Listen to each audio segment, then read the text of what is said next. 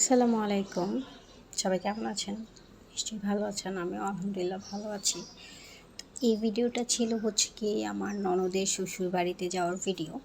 আমরা ফার্স্ট তখন আমার ননদের শ্বশুরবাড়িতে যাই।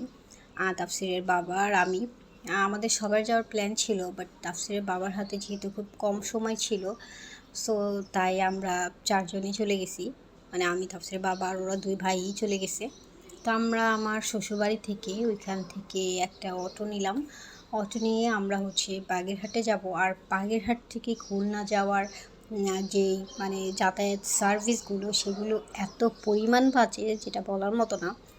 অটো দিয়ে যেয়ে তারপরে একটা লোকাল বাসে করে খুলনা যেতে হয়। আর বাসগুলোর সিট এত ছোট, এর আগের একটা ভিডিওতেও আমি বলছিলাম।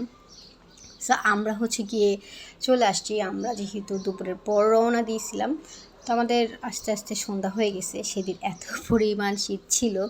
সো আমি প্রথমে শীতের কাপড় পরিনি, পরে যেয়ে দেখি যে আমি পুরো জমাট বেঁধে যাইতেছি। দেন তাফসিরদেরও আমি মানে যত টুপি যা কিছু ছিল সেগুলো সব আমার লাগেজের মধ্যে ছিল। বাট তখন আমার প্রচণ্ড বাতাস আসতেছিল, তো আমরা খুলনা থেকেই ওদের জন্য 2 ভাইয়ের জন্য 2টা ম্যাচিং টুপি নিয়ে নিলাম।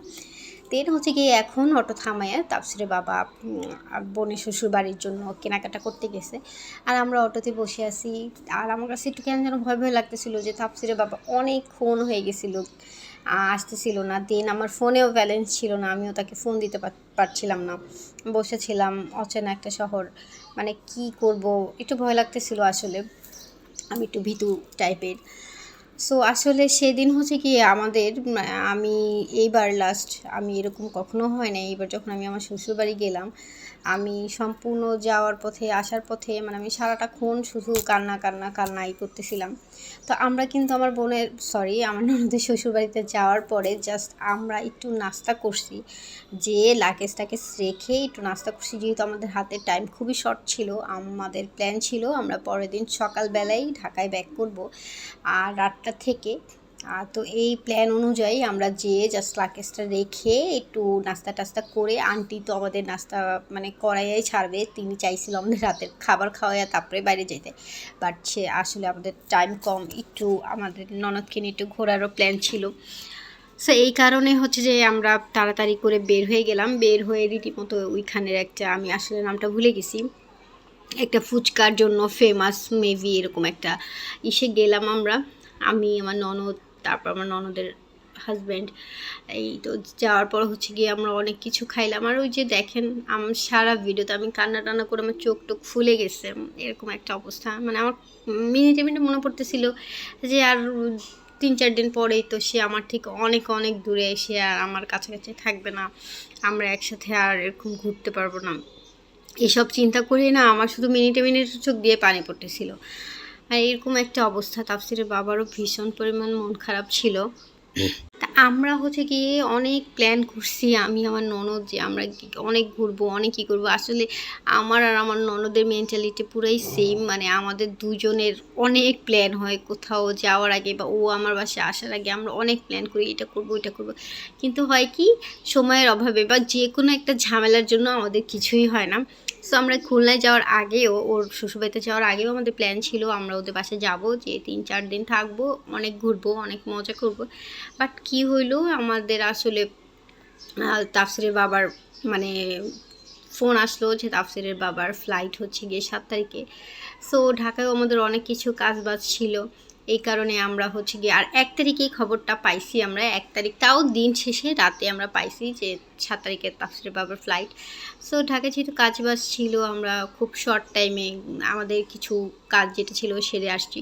আর এই যে এখানে তাফসিরের পিপি, তাফসিরের জন্য, তাফসিরের পিপি না, তাফসিরের পাপা, আসলে তাফসিরের পিপির হাজব্যান্ড, আর তারা দুজন মিলে তাফসির ফার্স্ট স্কুলে যাবে তাই ওকে কিছু গিফট দিচ্ছিল। আসলে এটা না খুব মজার একটা জিনিস।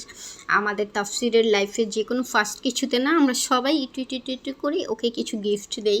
এতে হয় কি, ও নিজেকে খুব স্পেশাল ফিল করে, ও যে কাজটা করতেছে সেটাকে ও খুব স্পেশাল ফিল করে, ওর ভালো লাগে, তাই আমরা এই কাজগুলো করি আসলে। তো তাফসিরের পাপা তাফসিরকে কালার পেন্সিল, ইরেজার, তারপর শার্পনার, তারপর পেন্সিল বক্স, এই টুকটাক অনেক কিছু গিফট করে। দেন হচ্ছে যে আমরা অনেক হাঁটি। আর মজার ব্যাপার হচ্ছে আমাদের সাথে যে পুচকুটা একদম পিচ্চি পুচকুটারে দেখতেছেন, এই পুচকুটাও কিন্তু হাঁটছে। সে মানে হাঁটায় তার কোনো ক্লান্তি নেই, সে খুব হাঁটছে খুব। আর হচ্ছে তাফসির তো একটু ক্লান্ত হয়ে গেছে, কারণ যেহেতু একটা জার্নি করছে, সেই বাগেরহাট থেকে খুলনা আসছে, তাফসির একটু ক্লান্ত হয়েছে। বাট এই পুচকুটার কোনো ক্লান্তি নেই। দেন আমরা মানে ঘুরে টুরে বাসায় গেছিলাম মেবি 11টার দিকে। কিন্তু কি হইলো, মানে সেদিন এরকম একটা ছিল, অনেক শীত ছিল, অনেক, বাসা থেকে বের হওয়া যাইতেছিল না।